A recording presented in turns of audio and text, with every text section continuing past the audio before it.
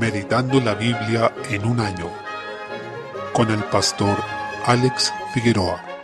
Día 23, mes 7, Segunda de Crónicas, capítulo 8, desde el versículo 11. Se va delineando la gloria y el esplendor del reinado de Salomón, lo que debía ser de esta manera para anticipar a Jesús como hijo de David, ya que Salomón era el primer hijo de este rey, el hijo inmediato que le sucedió en el trono. No era el primero en cuanto a orden de nacimiento, sino aquel que reinó después de él, y con este hecho estaba a su vez anticipando el reinado de Jesús. Capítulo 9. Se evidencia en este pasaje varias cosas sobre el esplendor del reinado de Salomón, y nos dice la escritura que incluso reyes de otros lugares lejanos, como en este caso la reina de Sabá, visitaban a este rey para ver su esplendor, quedando asombrados y admirados de todo lo que estaba logrando Salomón, que no tenía comparación a lo que se observaba en otros reinados de la tierra. Esto mismo después fue mencionado por Jesús para decir a los judíos que eran contemporáneos a su venida, que ellos estaban bajo un juicio tremendo porque a Salomón incluso reyes paganos lo iban a visitar, mientras que ellos, el pueblo del pacto, no podían reconocer a su Mesías, que era mucho mayor que Salomón y que estaba frente a sus ojos, ya que él es el verdadero hijo de David, como vemos en Mateo capítulo 12 versículo 42. Por tanto, nosotros también debemos preocuparnos de reconocer a Jesucristo como Rey y de recibirlo como tal. El versículo 22 habla también de esta gloria de Salomón cuando dice: y excedió el rey Salomón a todos los reyes de la tierra en riqueza y en sabiduría. Nos habla de una riqueza desbordante, de una paz en cuanto al aspecto militar, en los términos del versículo 26, que dice: y tuvo dominio sobre todos los reyes desde el Éufrates hasta la tierra de los filisteos y hasta la frontera de Egipto. Es decir, fue el momento en que el reino de Israel alcanzó su máxima expansión territorial, cubriendo lo que el Señor había prometido a Abraham en cuanto a la tierra de Canaán. Sin embargo, junto con esto el rey Salomón se fue corrompiendo, lo que está relatado en el libro de Reyes, mientras que en Crónicas este aspecto no es detallado, pero sí se menciona parte de la desobediencia de este rey, puesto que Deuteronomio 17 nos dice que el rey de Israel no debía acumular mucho oro ni muchos caballos, tampoco debía tener muchas mujeres, y todas estas cosas las realizó Salomón, violando así la expresa voluntad de Dios. Aún con esto tenemos en este rey el periodo de mayor esplendor del reino de Israel y el momento en que fue inaugurado el templo. Capítulo 10, en los versículos 1 al 19, desde ahí en adelante vemos la decadencia del reino de Israel, pues con el hijo de Salomón llamado Roboam se dividió el reino. Esto fue así por el pecado de Roboam, pero también por la soberanía de Dios. En este hecho vemos un caso típico de cómo se conjugan la soberanía de Dios y la responsabilidad del hombre, ya que era voluntad de Dios derramar el juicio sobre este reino por el pecado de Salomón, pero Roboam, su hijo, fue responsable del pecado que cometió al oprimir a su pueblo y al no ser un rey siervo, sino servirse de su pueblo, ocupar a su pueblo para servir sus propios intereses. Por tanto, este rey Roboam contrasta con lo que vemos en nuestro rey Jesús, quien vino dejando su gloria en el cielo para hacerse semejante a nosotros y morir muerte de cruz. Esto nos hace alabar aún más a nuestro Señor y Salvador Jesucristo. Salmo 18, desde el versículo 16, este Dios que gobierna sobre toda la creación y demuestra su poder en ella, es también nuestra fortaleza y apoyo en medio del ataque y la oposición de nuestros enemigos. Él libra a quienes son perseguidos y acosados injustamente, rescata a los íntegros de quienes buscan su vida. El salmista destaca nuevamente que el Señor es quien lo libra, es su fortaleza y refugio. Desde el versículo 25 sabemos que no somos salvos por nuestras obras, pero claramente existe una relación entre la forma en que vivimos y el trato que Dios tiene con nosotros. Debemos reconocer que dependemos completamente de nuestro Dios, que solo en Él está nuestro poder, y así también nuestra justicia, y solo Él puede hacer perfecto nuestro camino. Desde el versículo 28, a lo largo de esta oración, Él va alabando al Señor por su excelencia, por sus atributos, que es algo que debemos hacer nosotros también. Mientras oramos, debemos exaltar a Dios por quien Él es y por las obras que hace, demostrando su gloria y también obrando en favor de su pueblo. Él es quien nos da la sabiduría y la claridad por medio de su palabra y por la obra de su Espíritu, alumbrando nuestras tinieblas. Su palabra perfecta es nuestra guía infalible que nos muestra su camino perfecto y nos guarda del mal. Él es quien nos fortalece y nos da el poder por su Espíritu para poder tener victoria sobre nuestras luchas, y quien hace perfecto nuestro camino por su gracia. Hace que nuestros pies sean ligeros para poder andar en su senda de justicia, y es Él quien nos libra de caer. Por tanto, nuestra confianza debe descansar solo en el Señor. Proverbios capítulo 19, versículo 26. Encontramos aquí una de las infracciones más terribles contra el quinto mandamiento, que dice: honra a tu padre y a tu madre, pues se describe a un hijo que roba a su padre y ahuyenta a su madre. Claramente es un hijo que causa vergüenza, oprobio y humillación a sus padres. Debemos rogar al Señor que nos ayude a criar a nuestros hijos de tal manera que les inculquemos el respeto a las autoridades que el Señor ha puesto sobre ellos. Por eso, debemos cuidarnos de toda insolencia, de toda raíz de rebelión en ellos, y enfrentar esos pecados con la instrucción y la disciplina que el Señor ha dispuesto también en su palabra. Romanos capítulo 8. Desde el versículo 9 observamos que se sigue la línea de razonamiento que venía desarrollando el apóstol Pablo en cuanto a que solo hay dos maneras de vivir, ya sea por el espíritu o por la carne, y aquí nos aclara que la única forma de vivir realmente es por el Espíritu de Dios. Dice, y si alguno no tiene el Espíritu de Cristo, no es de él. Si el Espíritu de Cristo está en nosotros, es la garantía, las arras, como nos dice Efesios capítulo 1, de que nuestro cuerpo será resucitado. ¿Qué hace el Espíritu en nosotros una vez que habita en nuestros corazones? Lo que va haciendo es una transformación que nos lleva a una glorificación en proceso. Es decir, si ya tenemos el Espíritu de Dios y vivimos por ese Espíritu, tenemos la garantía en nosotros de que el Señor nos glorificará en el día final. Y es ese Espíritu el que va haciendo ese trabajo de glorificación. Por tanto, nuestra tarea como cristianos es mortificar, matar el pecado que hay en nosotros en el poder de ese Espíritu. Estamos llamados a hacer morir las obras de la carne, y así es como realmente viviremos. Según el versículo 13, ese Espíritu es el que nos hace hijos de Dios, porque también es llamado aquí Espíritu de adopción, en el versículo 15. Es también el que da testimonio a nuestros corazones de que somos hijos de Dios, y si somos hijos, significa que somos por consiguiente coherederos con Cristo, que recibimos la herencia que Él consiguió para nosotros, que es la salvación, la vida eterna y el reino eterno. Por tanto, la obra de este Espíritu es muchísimo